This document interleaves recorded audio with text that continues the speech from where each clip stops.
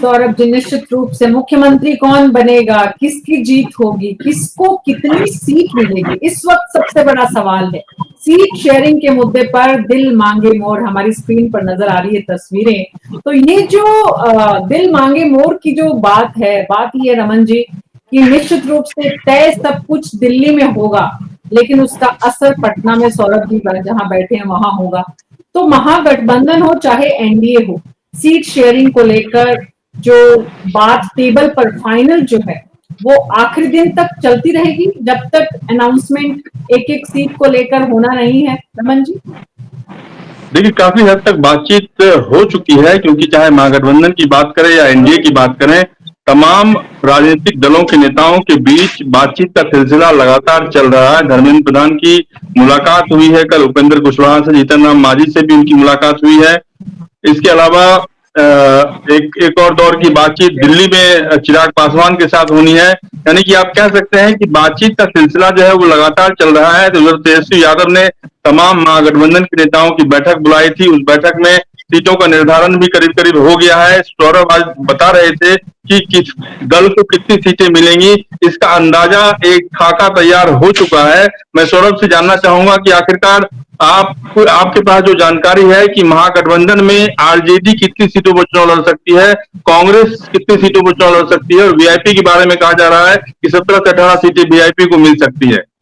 सौरभ ये बिल्कुल रमन जी, सबसे बड़ी बात है कि मैं एक एक करके दोनों गठबंधन, जो महागठबंधन है और एनडीए गठबंधन है, उसकी दोनों की जो सीट शेयरिंग जो अभी तक खबर सामने आई है उसके बारे में मैं बताना जरूर चाहूंगा कि महागठबंधन की सबसे पहले अगर बात करें तो 130 से लेकर 135 सीटों पर आरजेडी चुनाव लड़ना चाहती है, और उसी में से अपने खाते में से आरजेडी जेएमएम और पशुपति पारस की जो पार्टी है उसको वो सीटें देगी।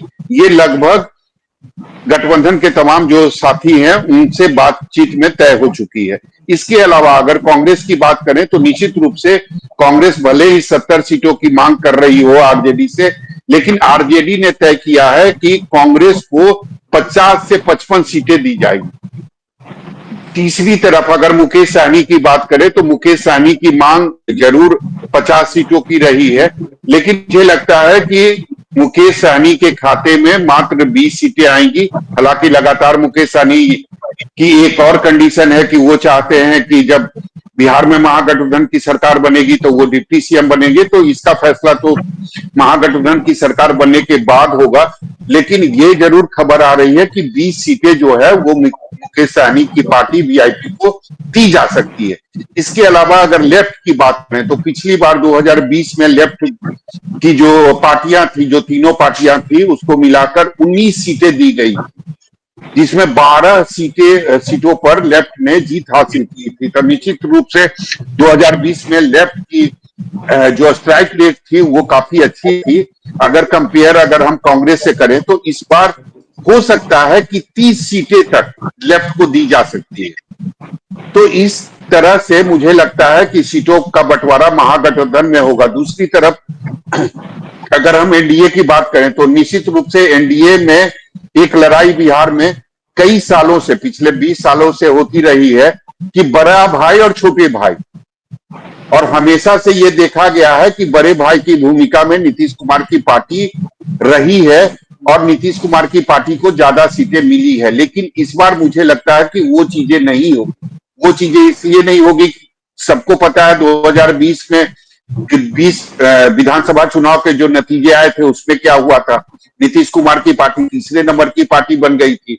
इस बार नीतीश कुमार की तबीयत, सबको पता है कि नीतीश कुमार की तबीयत जो है वो पहले जैसी नहीं है, नीतीश कुमार पहले जैसे एक्टिव नहीं है। तो मुझे लगता है कि इस बार दोनों दलों में बातचीत हो गई है कि दोनों दल जो है वो बराबर बराबर सीटों पर लड़ेगी। हो सकता है वो जो आंकड़ा है वो 100 सीट की हो या फिर 101 सीट पर हो। इसके अलावा जो भी सीटें बचेगी, चाहे वो 40 हो या 42 हो, उसमें जीतन राम मांझी को, मेरे पास जो खबर है, जीतन राम मांझी को 8 सीट ऑफर किए गए हैं बीजेपी के तरफ से। कल धर्मेंद्र प्रधान जीतन राम मांझी के सरकारी आवास पर पहुंचे थे। उनके साथ विनोद तावरे, सम्राट चौधरी भी थे। और जो जीतन राम मांझी को ऑफर किया गया है वो 8 सीट ऑफर किया गया है। इसके अलावा जो उपेंद्र कुशवाहा है, उपेंद्र कुशवाहा से भी धर्मेंद्र प्रधान, सम्राट चौधरी, विनोद तावरे की मुलाकात हुई थी और उपेंद्र कुशवाहा को 4 सीट का ऑफर किया गया है। हालांकि उपेंद्र कुशवाहा की तरफ से कोई प्रतिक्रिया नहीं आई है और बीजेपी के भी नेता जो मिलने गए थे वो बता रहे थे कि उपेंद्र कुशवाहा ने कुछ बोला नहीं, लेकिन हम लोगों ने अपनी तरफ से 4 सीटों का ऑफर दे दिया। लेकिन सबसे बड़ी परेशानी एनडीए के अंदर चिराग पासवान को लेकर हो रही है, क्योंकि चिराग पासवान की जो महत्वाकांक्षा है वो काफी ज्यादा है। शुरुआत जो है, यानी शुरुआत जो डिमांड है वो 40 सीटों से हुई है। शुरुआत में चिराग पासवान ने बीजेपी के सामने जो अपनी डिमांड रखी थी वो 40 सीटों कर रखी थी, लेकिन 25 सीट, 20 से 25 सीट बीजेपी देने के मूड में है। लेकिन अभी भी चिराग पासवान जो हैं वो 30 सीटों पर अड़े हुए हैं।